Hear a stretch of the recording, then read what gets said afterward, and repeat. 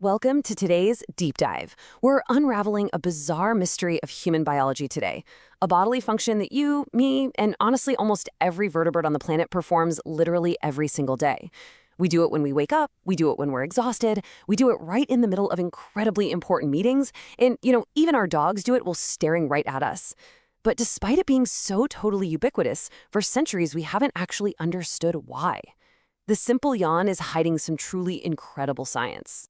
Now, I gotta issue a quick warning right up front. Just listening to me talk about yawning for the next few minutes is very, very likely gonna trigger your own reflexes. If you suddenly feel the urge to open wide and take a deep breath, please don't fight it. You're actually actively participating in the science we're about to unpack. Okay, let's dive into this, because as it turns out, yawning is remarkably contagious. Research actually shows that simply thinking, reading, or hearing about yawning triggers one in about 60% of people. 60%. It is a highly, highly infectious behavior.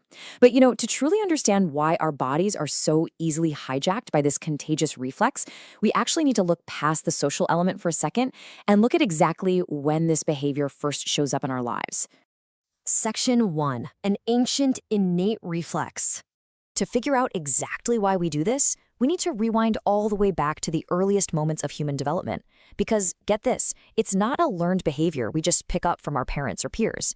Take a look at these 4D ultrasound images of healthy fetuses in the womb. What you're seeing here isn't just a normal mouth opening. It is a prolonged, wide stretch, followed by a quicker closure. It's a textbook yawn. Research shows that fetuses yawn frequently between 24 and 36 weeks of gestation. Think about what that means for a second. They are yawning long before they ever take their first breath of actual air. This definitively proves that the reflex is deeply, fundamentally hardwired into our neurological development right from the absolute start. So the crucial point here is this. We absolutely need to throw out the old myths. For generations, people wrongly believed that yawning was just a response to having low oxygen in your blood, or, worse, that it was just a rude sign of being bored. But the new science, it tells a completely different, much more fascinating story. Yawning is actually a highly complex brain cooling mechanism, and it acts as a biological switch to crank up our alertness. Let's break down exactly how that physical mechanism actually works. Section 2. The brain cooling radiator. We're going to transition from those old myths to the actual physical mechanics of what's happening inside your head and neck when your body forces you to yawn. Honestly, it's a beautifully engineered piece of physiological plumbing. You can think of a yawn kind of like the radiator cooling down an overheated car engine. When your brain starts to heat up, which totally happens when you're tired, stressed, or just transitioning between being asleep and awake, your body needs a rapid way to lower that temperature to maintain peak mental performance. The physical act of yawning, that's your built-in radiator. Let's look at the step-by-step process of how this cooling actually happens. First, your jaw opens powerfully. This massive muscle stretch produces a pressure that actually forces warm blood away from your head, almost like squeezing warm water out of a sponge. Second, you take a deep, massive inhalation. This brings a huge rush of cool outside air right into your lungs, which rapidly cools your circulating blood. And finally, step 3, that newly cooled blood rushes back up into your brain, rapidly lowering its overall temperature. This sudden temperature drop physically alters your state. It refreshes your brain to instantly increase your alertness. Section 3. Flipping the attention switch. So, okay, we know a yawn cools the brain down, but it also physically shifts our brain's operational network. It literally flips a switch in how you pay attention. According to recent neuroscientific theories, yawning helps switch our brain out of what's called the default mode network. Now, the default mode is essentially the brain's resting state. It's characterized by high sleepiness and low focus. But when a yawn happens, that powerful stretching accelerates the circulation of cerebral spinal fluid. This fluid washes away sleep-inducing chemicals, stuff like adenosine and prolactin, which totally disengages that resting mode and forces your brain right into the attentional network. So a yawn isn't a surrender to sleep at all. It's actually your body's desperate, active attempt to wake you up and restore focused attention. Section 4. The chemistry of yawning. Now, to really appreciate this complex mechanism, we have to zoom in even further. We're going from macro-level brain networks down to the microscopic neurochemical triggers. Now, what's really interesting here is that inside a tiny region of the brain, the paraventricular nucleus of the hypothalamus, there is an intense chemical battle happening. Yawning is heavily controlled by a very specific cocktail of neurotransmitters and neuropeptides.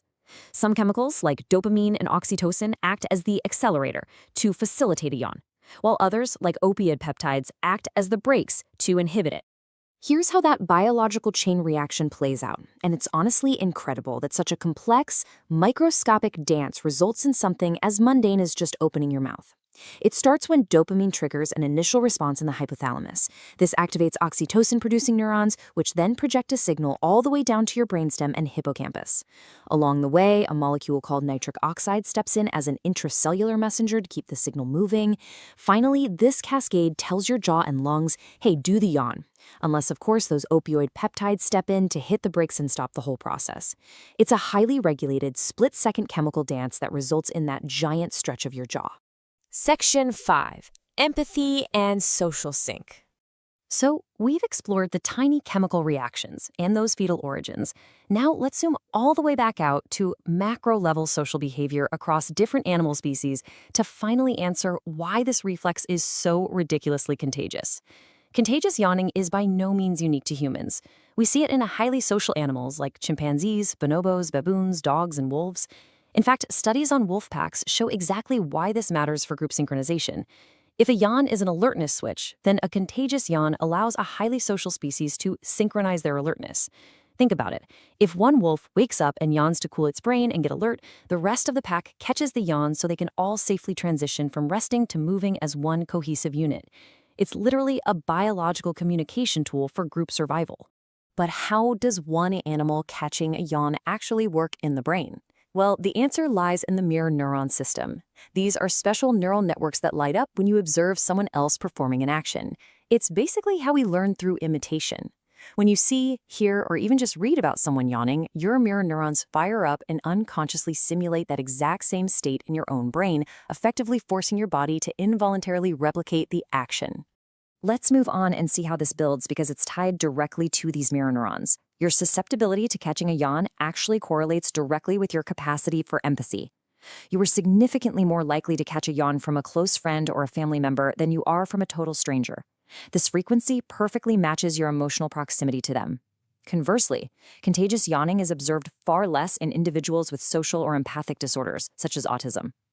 Catching a yawn is quite literally an unconscious biological measure of how emotionally connected you are to the people around you.